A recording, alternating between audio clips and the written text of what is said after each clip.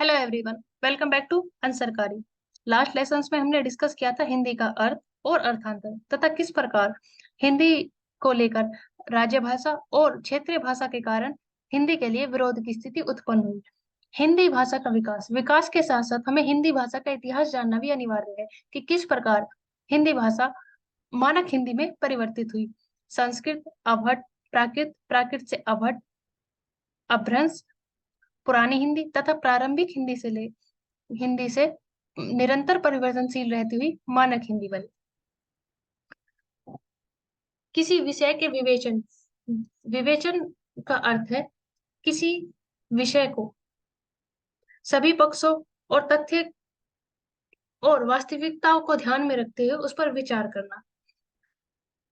में पारिभाषिक शब्दों की अस्पष्टता बहुत बाधक होती है। जैसा कि अनेक विद्वानों ने अक्सर इस बात पर ध्यान नहीं दिया कि अपभ्रंश हिंदी, अवहट, पुरानी हिंदी और प्रारंभिक हिंदी शब्द का प्रयोग उन्होंने अनिश्चित अर्थों में किया, जिसके कारण भ्रम पैदा हुआ। जब हम अपभ्रंश से हिंदी के संबंध में बात करते हैं, तब हिंदी से हमारा तात्पर्य हिंदी परिवार की भाषाओं से होता है, ना कि ब्रज भाषा, खड़ी बोली और अवधि तक सीमित रहता है। क्योंकि हिंदी जिस समय हिंदी में साहित्य आरंभ हुआ 14वीं-15वीं शताब्दी में, उस समय केवल अवधी, ब्रजभाषा, मैथिली, खड़ी बोली और राजस्थानी में ही साहित्य उपलब्ध है।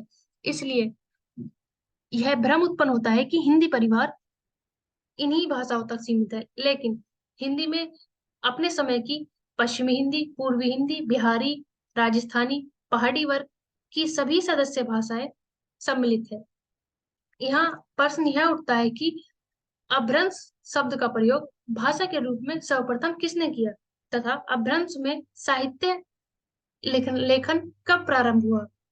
क्या यह सुनिश्चित किया जा सकता है? जब हम देखते हैं 6वीं शताब्दी में व्याकरणिक चांड ने अपनी प्राकृतिक लक्षणम नामक ग्रंथ में पहली बार भाषा के अर्थों में अपभ्रंश शब्द का प्रयोग किया।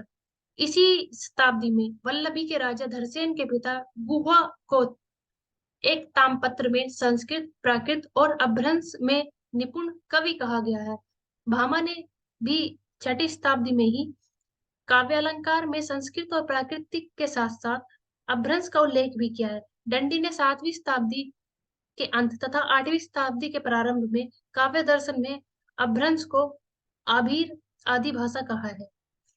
इन उल्लेखों से हम अनुमान लगा सकते हैं कि 6वीं शताब्दी तक अपभ्रंश न केवल कुछ जातियों तक सीमित थी, बल्कि यह भाषा साहित्य के लिए भी वर्णन की जा चुकी थी तथा प्रतिष्ठित रूप से साहित्य के लिए प्रयोग में होनी आरंभ हो गई थी। लेकिन यहाँ कुछ विशेषज्ञों का यह भी मत है कि अवहट अपभ्रंश एक भाषा न होकर विविध उपभाषा और बोलियों का समूह रही होगी, जिसने कालांतर में साहित्य की भाषा बन गई होगी। शेष बोलियां आज की अनेक भाषाओं के रूप में विकसित होती रही होगी। आचार्य हजारी प्रसाद द्विवेदी जी के अनुसार भी इन्हीं बोलियों से साहित्यिक अपभ्रंश का रूप बना होगा।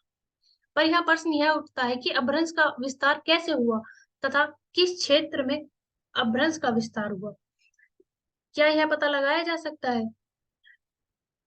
10वीं शताब्दी में राजशेखर ने अपनी काव्य ग्रंथ काव्य मीमांसा में अपभ्रंश का विस्तार क्षेत्र सकल, मरुस्थल, टकल और भादनक बताया है। मरुस्थल से राजशेखर का अर्थ आधुनिक राजस्थान प्रतीत होता है।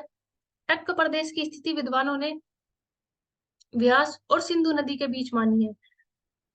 भादनक की स्थिति के विषय में विद्वानों के मतभेद है, पर इससे के भी टक के आसपास के प्रदेश में होने के अनुमान किया जा सकता है। इससे यह निष्कर्ष निकलता है कि पश्चिमी राजस्थान और अविभाजित पंजाब तक अपभ्रंश का प्रसार था।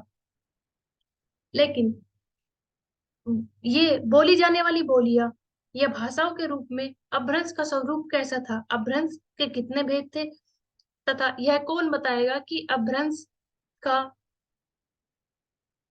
अपभ्रंश के भेद कितने प्रकार के थे? 10वीं-11वीं शताब्दी में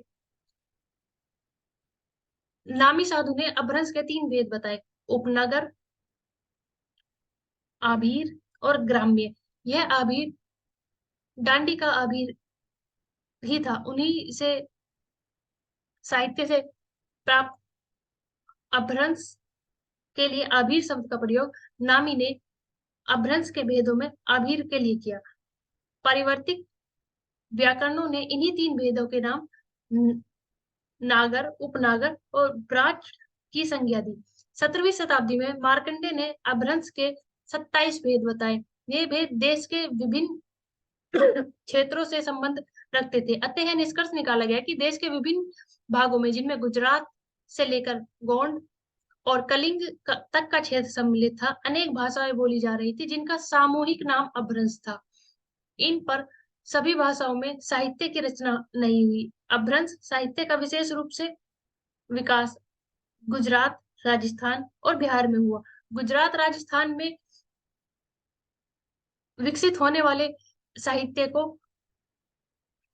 पश्चिमी अपभ्रंश का नाम दिया गया, जिसे मुख्यतः जैन कवियों ने लिखा था, तथा बिहार में विकसित होने वाले साहित्य को पूर्वी अपभ्रंश का नाम दिया गया, जिसमें मुख्यतः बौद्ध कवि सम्मिलित थे।